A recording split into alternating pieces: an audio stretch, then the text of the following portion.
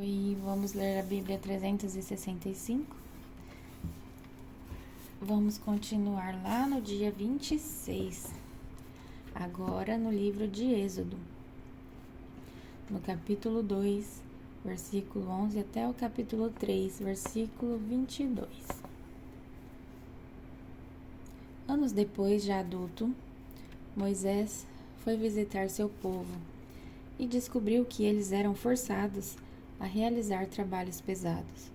Durante sua visita, viu um egípcio espancar um hebreu, um homem de seu povo. Olhou para todos os lados e, não avistando ninguém por perto, matou o egípcio. Em seguida, escondeu o corpo na areia. No dia seguinte, quando Moisés saiu novamente para visitar seu povo, viu dois hebreus brigando. "Por que você está espancando seu amigo?" perguntou Moisés ao que havia começado a briga. O homem respondeu: "Quem o nomeou nosso príncipe e juiz? Vai me matar como matou o egípcio?"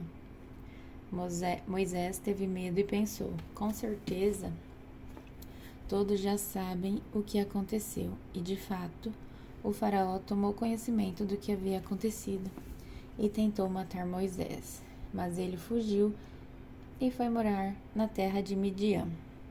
Quando chegou a Midian, estabeleceu-se junto a um poço.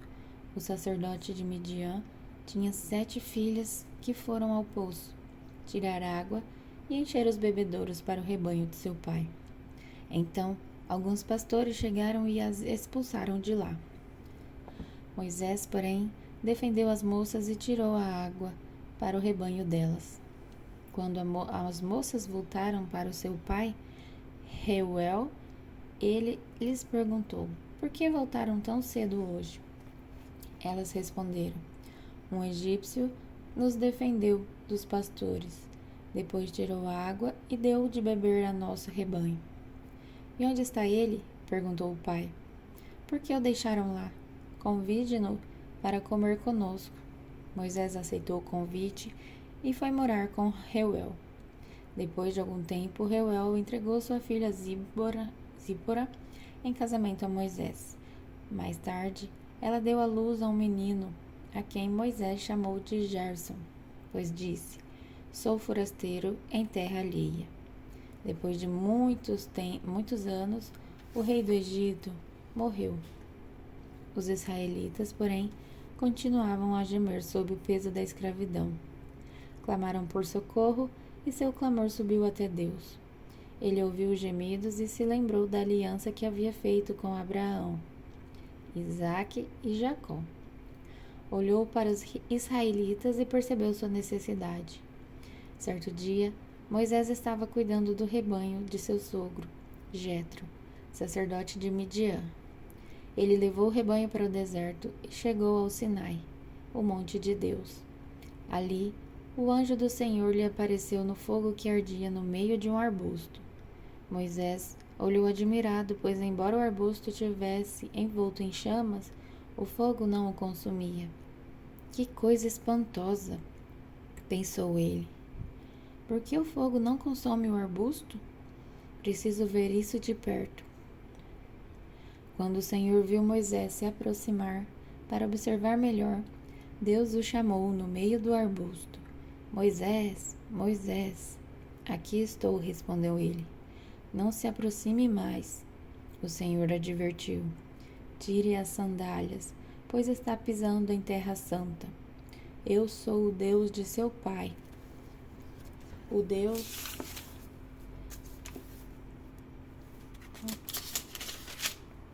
de Abraão, o Deus de Isaque e o Deus de Jacó." Quando Moisés ouviu isso, cobriu o rosto porque teve medo de olhar para Deus. Então o Senhor lhe disse: "Por certo, tenho visto a opressão do meu povo no Egito. Tenho ouvido seu clamor por causa de seus capatazes. Sei bem quando eles têm sofrido. Por isso, desci para libertá-los do poder dos egípcios e levá-los do Egito a uma terra fértil e espaçosa. É uma terra que produz leite e mel com fartura, onde hoje habitam os cananeus, os hetitas, os amorreus, os ferezeus, os heveus e os jebuseus. Sim, o clamor do povo de Israel chegou até mim, e eu tenho visto como os egípcios os tratam cruelmente. Agora vá, pois eu o envio ao faraó. Você deve tirar meu povo, Israel, do Egito. Moisés, porém, disse a Deus: Quem sou eu para me apresentar ao faraó? Quem sou eu para tirar o povo de Israel do Egito? Deus respondeu: Eu estarei com você. Este é o sinal de que eu sou aquele que o envia. Depois que você tirar o povo do Egito, vocês adorarão a Deus neste monte. Moisés disse a Deus: Se eu for aos israelitas e lhes disser: O Deus de seus antepassados me enviou a vocês, eles perguntarão: Qual é o nome dele? O que devo dizer? Deus respondeu a Moisés: Eu sou o que sou. Diga ao povo de Israel: Eu sou, me enviou a vocês. Deus também instruiu Moisés: Diga ao povo de Israel: Javé, o Deus de seus antepassados, o Deus de Abraão, o Deus de Isaque e o Deus de Jacó me enviou a vocês. Esse é meu nome para sempre, o nome pelo qual serei lembrado de geração em geração. Agora vá e reúna os líderes de Israel. Diga-lhes que Javé, o Deus de seus antepassados, o Deus de Abraão, Isaque e Jacó, lhe apareceu e disse: Tenho observado atentamente e vejo como os egípcios os têm tratado. Prometi libertá-los da opressão no Egito e levá-los a uma terra que produz leite e mel com fartura, onde hoje habitam os cananeus, os hititas, os amorreus, os ferezeus, os heveus e os jebuseus. Os líderes de Israel aceitarão sua mensagem. Em seguida, você e eles se apresentarão ao rei do Egito e lhe dirão: O Senhor, o Deus dos hebreus, veio ao nosso encontro. Agora pedimos que nos permita fazer uma viagem de 3 dias ao deserto, para oferecermos sacrifícios ao Senhor nosso Deus. Eu sei que o rei do Egito não os deixará ir, a não ser que uma mão poderosa o force. Por isso, levantarei minha mão e ferirei os egípcios com todo tipo de milagres que farei no meio deles. Então, por fim, o faraó os deixará ir. Farei que os egípcios sejam bondosos com os israelitas, e assim vocês não sairão do Egito de mãos vazias. Toda mulher israelita pedirá de suas vizinhas egípcias e das mulheres que as visitam artigos de ouro e prata e roupas caras, com as quais vestirão seus filhos e suas filhas. Desse modo, vocês tomarão para si as riquezas dos egípcios. Agora, em Mateus capítulo 17, versículo de 10 a 27, lá no Novo Testamento. Vamos continuar? Os discípulos lhe perguntaram: Por que os mestres da lei afirmam que é necessário que Elias volte antes que o Cristo venha? Jesus respondeu: De fato, Elias vem e restaurará tudo. Eu, porém, lhes digo: Elias já veio, mas não o reconheceram e preferiram maltratá-lo. Da mesma forma, também farão o Filho do Homem sofrer. Então os discípulos entenderam que ele estava falando de João Batista. Ao pé do monte, uma grande multidão os esperava.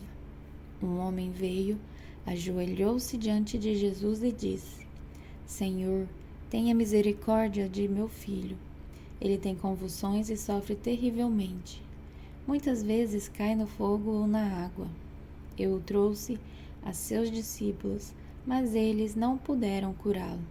Jesus disse: Geração incrédula e corrompida, até quando estarei com vocês? Até quando terei de suportá-los? Tragam o menino para cá. Então Jesus repreendeu o demônio e ele saiu do menino, que ficou curado a partir daquele momento. Mais tarde, os discípulos perguntaram a Jesus em particular: Por que não conseguimos expulsar aquele demônio? Porque a sua fé é muito pequena, respondeu Jesus. Eu lhes digo a verdade. Se tivessem fé, ainda que do tamanho de uma semente de mostarda, poderiam dizer a este monte: mova-se daqui para lá, e ele se moveria. Nada seria impossível para vocês, mas essa espécie não sai senão com oração e jejum. Quando voltarem a se reunir na Galileia, Jesus lhe disse: o Filho do Homem será traído e entregue em mãos humanas.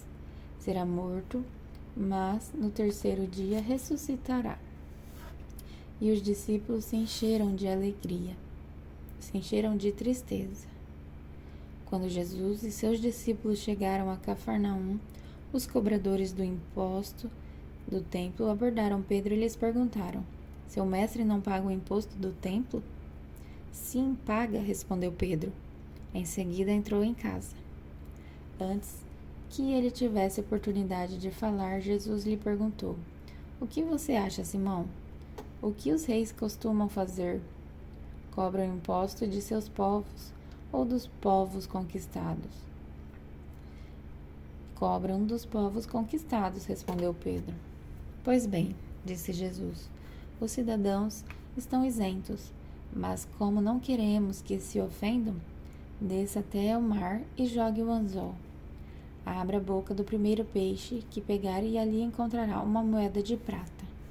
Pegue-a e use-a para pagar os impostos como por nós dois.